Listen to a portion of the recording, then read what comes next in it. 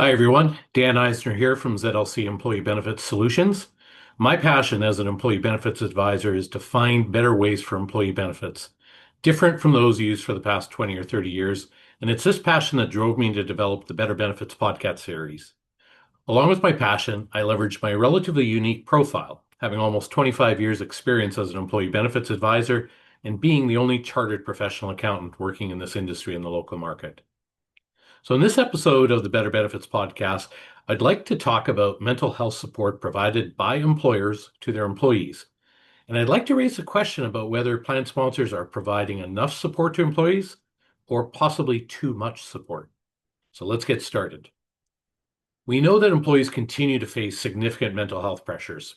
Let's just acknowledge that we've emerged from a global pandemic. We've been navigating the highest inflation rates and interest rates in decades. We're dealing with ongoing concerns about a potential recession, and we're trying to cope with widespread global instability. Life is undoubtedly becoming more complex, and that trend is likely to continue. These challenges are reflected in the findings of the Benefits Canada Healthcare Survey for 2024.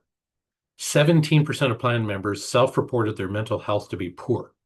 22% of plan members reported currently dealing with a diagnosed mental health condition such as depression or anxiety, and among them, 54% rated their mental health as poor. 36% of plan members experience high to extreme stress on a typical day, with personal finances and workload remaining as the top two sources of stress. And more than 53% of those with poor mental health felt their workplace environment does not support mental wellness. So, to help cope, employers have been increasing their support to employees through things like broader access to employee assistance programs, higher paramedical coverage limits for mental health practitioners, and the integration of virtual care with EAP services. The insurers have also been expanding the number and types of mental health practitioners available under a traditional paramedical benefit, including the emergence of ICBT, which is typically favored by younger employees. As a result of the greater pressures put on all employees and the availability of a broader range of mental health support, we should likely expect to see higher utilization of those available mental health resources.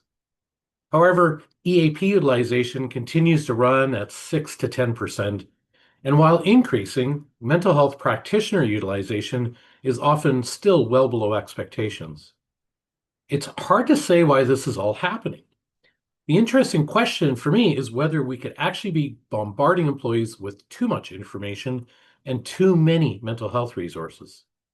One thought is that employees may be becoming overwhelmed and not know which benefit to use and when to actually use it. Working with many employers, the feedback I'm getting is some frustration around the lack of awareness and or utilization for well-being programs that they've already put in place for their employees. Understandably, employers invested time and energy in implementing these programs, and they become frustrated when they do not see the expected utilization levels. Most significantly, they're frustrated when they often see industry survey data that indicates that employees are not even aware of programs that are already offered.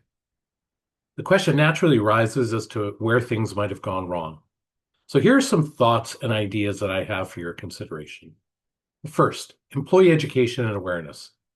If employees aren't aware of nor understand the mental health benefits already being provided, they certainly won't value them. And if they don't value them, what's the point in investing in them? A customized employee education and awareness program is key. While there are a lot of canned materials available, organizations really should just leverage their own internal knowledge as to how to best communicate with their own employees based on what has worked previously in other areas of their business. Second issue, timing. Awareness and promotion of mental health resources and programs should not be a once-a-year event tied to a specific month identified as Wellness Month. Now, while these focused and enhanced campaigns are good and can reinforce awareness, employees need to be reminded throughout the year. Their personal life issues and mental stressors are not isolated to any specific day or month of the year. Like any human learning initiative, we all need constant education and reinforcement. And third, flexibility.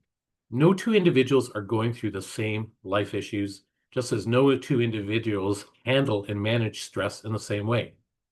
Human beings are all wired a little differently, and in times of stress, some people may reach out to speak with a third party, like a counselor or social worker, to get support, while others may opt to simply manage it on their own. The good news is that there already is a relatively simple solution through spending account programs. Simply give employees an annual allocation of credits and offer a wide range of eligible mental health and wellness options, and then just empower them to choose what works best for them. This approach not only supports the needs of those facing immediate health and wellness challenges, but this approach also helps maintain the well-being of those employees who are already thriving. Well, most organizations recognize that employees place high importance on joining and staying with organizations that care about them, not only in terms of caring about their career progression, but caring about their more holistic well-being. In an ongoing tight labor market for key talent, caring about employees is essential to attracting, retaining, and engaging your workforce. At the end of the day, as the saying goes, you can take the horse to water, but you can't make it drink. The key is for employees to feel confident that their employer cares about them. Perhaps it's not about offering more mental health resources, but about offering the right mental health benefits and more choice and flexibility in how employees utilize these benefits. Okay, you've heard my thoughts and opinions, so please let me know what you think. How does this compare to what you're hearing, from your current advisor or from other advisors in the market? And as always, I'm really interested to know if there are other current topics that you'd like to see me cover in another podcast. Let me know what's bothering you or keeping you awake at night with respect to your employee benefits plan. Thanks for joining me today. Be sure to follow me on my LinkedIn business page, and that is Dan Eisner, Employee Benefits Advisor, and you'll get a notification on the next Better Benefits podcast. All that information will be up on the screen in a second. Thanks so much.